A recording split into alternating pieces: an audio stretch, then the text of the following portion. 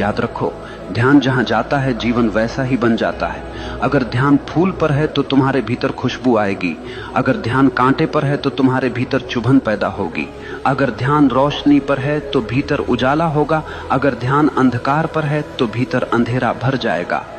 ये तुम्हारे ऊपर है कि तुम किस ओर देख रहे हो। जरा एक उदाहरण सोचो, दो आदमी बाजार से गुजर रहे हैं। एक की नजर सड़क पर गिरे कूड़े पर है। वो कहता है, देखो कैसी गंदी सड़क है, कितना बदबूदार शहर है। दूसरे की नजर सड़क के किनारे खिले फूल पर है।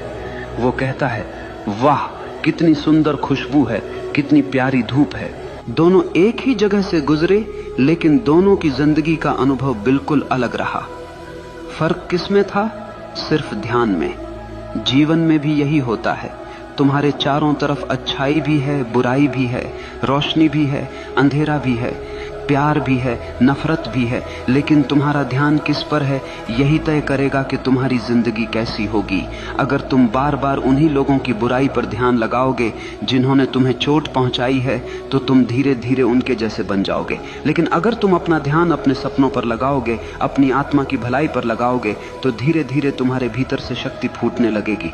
यही कारण है कि महान लोग कभी दूसरों की आलोचना पर ध्यान नहीं देते। वे जानते हैं कि उनका ध्यान सबसे कीमती है, और जो चीज सबसे कीमती होती है उसे बेवजह बर्बाद नहीं किया जाता। अब सोचो, अगर तुम्हारे पास एक हीरा हो तो क्या तुम उसे किसी गटर में फेंक दोगे? नहीं ना। तो फिर अपना ध्यान जो हीरे से भी कीमती है, क्यों तुम दूसरों की गंदगी में फेंक देते?